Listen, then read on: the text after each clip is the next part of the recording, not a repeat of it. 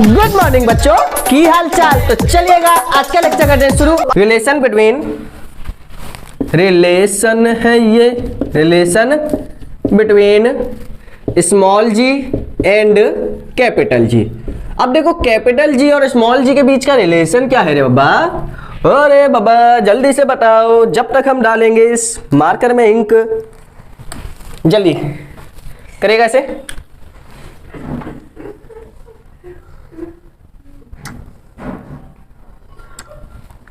हो गया होगा बिल्कुल। चलिए तो आपको रिलेशन बताना है, किसके बीच का रिलेशन भाई? जी, स्मॉल जी और कैपिटल जी। किसके बीच का? Small G and capital G. अब देखिएगा कैसे। आपके पास ये आपकी एक अर्थ है भाई, आप उठा सोलर सिस्टम में गए, क्या उठा के लेके आए? एक अर्थ। ठीक है, तो ये आप क्या लेके आ गए? अर्थ। ये इसका सेंटर, ये आपकी अर्थ। यहाँ पे आपका एक ऑब्जेक्ट है, क्या यहाँ पे एक ऑब्जेक्ट, क्या यहाँ पे एक ऑब्जेक्ट। अर्थ का मास कितना मान लिया आपने? ME। सॉरी, अर्थ का मास कितना मान लिया? ME।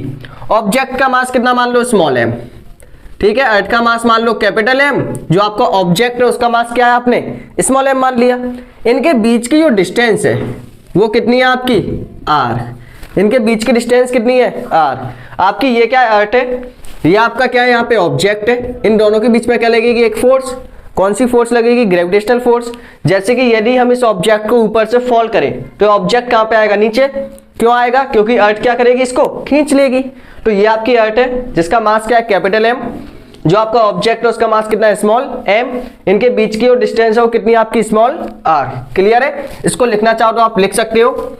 ऑब्जेक्ट का मास कितना है? लेट किया है आपने, ऑब्जेक्ट मास है इसमें स्मॉल m। ठीक है, जो आपका मास ऑफ अर्थ है, मास ऑफ अर्थ ये आपका है कैपिटल M। क्लियर है?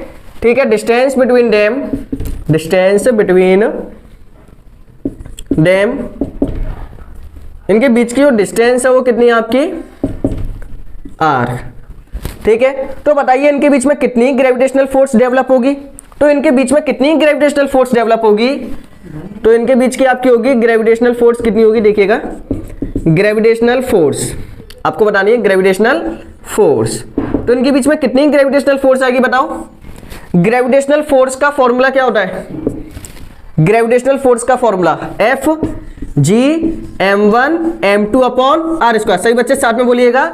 ग्रेविटेशनल फोर्स कितनी होगी? F=G multiply m1 multiply m2 upon r square. देखो जब तक आप नहीं बोलोगे जब तक क्वेश्चन नहीं आएगा। सिंपल।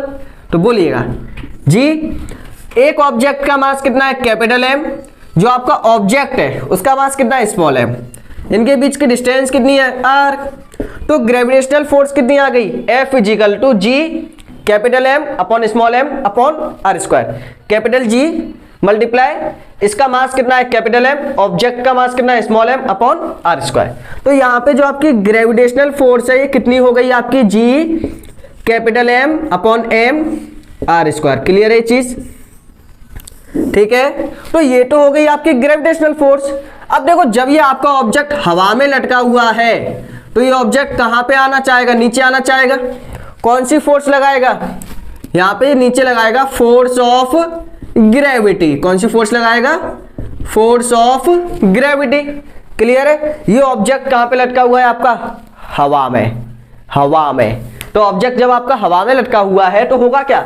ये ऑब्जेक्ट कहां पे आना चाहेगा? नीचे। भाई मेरे को नीचे खींचो, तो इसके नीचे कौन सी फोर्स लगेगी? Force of gravity. ठीक है, तो यहां पे आपकी अप्लाई होगी फोर्स ऑफ ग्रेविटी। कौन सी फोर्स अप्लाई होगी?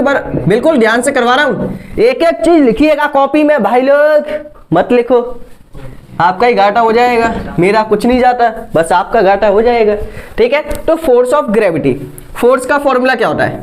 फोर्स का फॉर्मूला आपने पढ़ा होगा MA, पढ़ा था या नहीं? फोर्स MA, चैप्टर नंबर 2 में याद करिएगा। नहीं देखी है वीडियोस तो लिंक इन डिस्क्रिप्शन में प्लेलिस्ट बनी हुई है, चैप्टर नंबर 2, 1, 3, 4 जितनी भी सही है सभी की।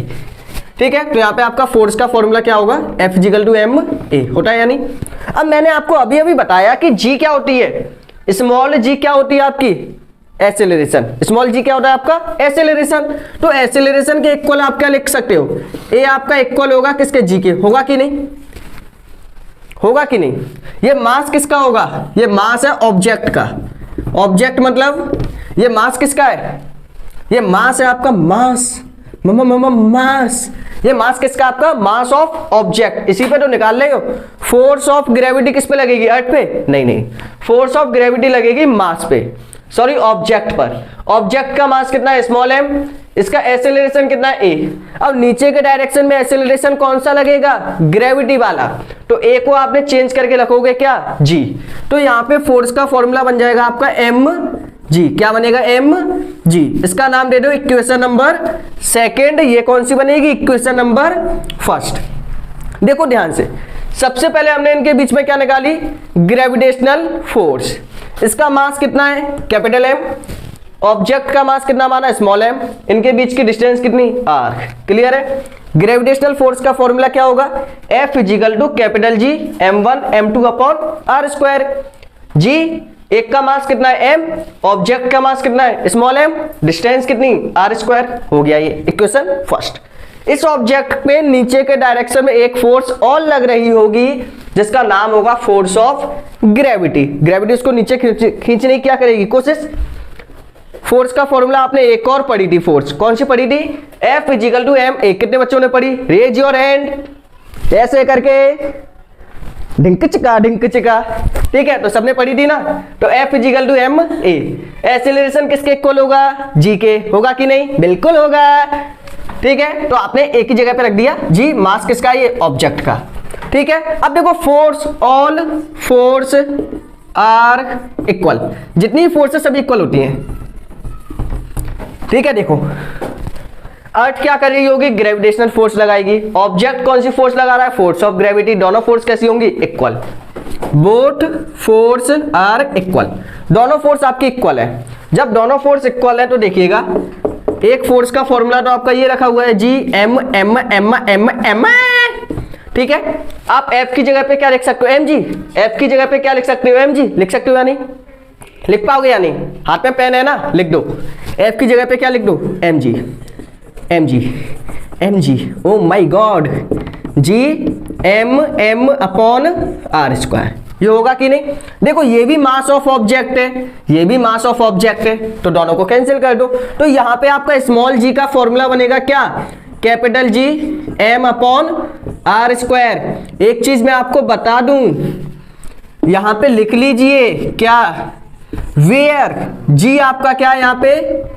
Gravity of planet. जिस प्लेनेट पे आप ग्रेविटी निकालना चाहते हो। ठीक है, अर्थ पे निकालना चाहते हो तो अर्थ पे आएगा, प्लेनेट पे निकालना चाहते हो, मून पे निकालना चाहते हो, सन पे निकालना चाहते हो तो सन की आ जाएगी।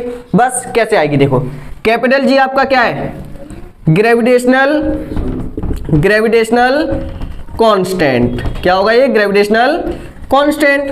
ठीक है, आर क्या होगा आपका?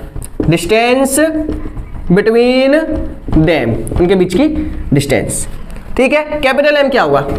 एम आपका होगा मास ऑफ प्लेनेट। देखो जिस पे आप ग्रेविटी निकालना चाहते हो, अर्थ पे ग्रेविटी निकालना चाहोगे तो मास किसका आएगा? अर्थ का। किसी मून पे निकालना चाहते हो तो मास किसका आएगा? मून का। मतलब जिस प्लेनेट पे आप ग्रेविटी निकालना चाहते हो उसका आएगा यहाँ पे मास। तो यहाँ पे आप लिख सकते हो मास ऑफ प्लेनेट।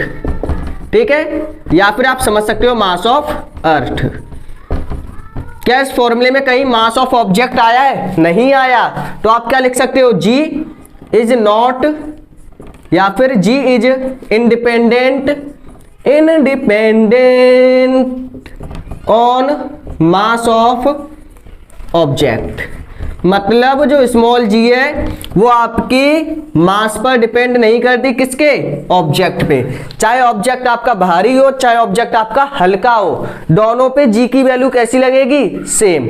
चाहे मैं एक पेपर को गिराऊं चाहे मैं एक मार्कर को, दोनों पे g की वैल्यू कैसी लगेगी? सेम। मतलब दोनों एक साथ नीचे गिरेंगे।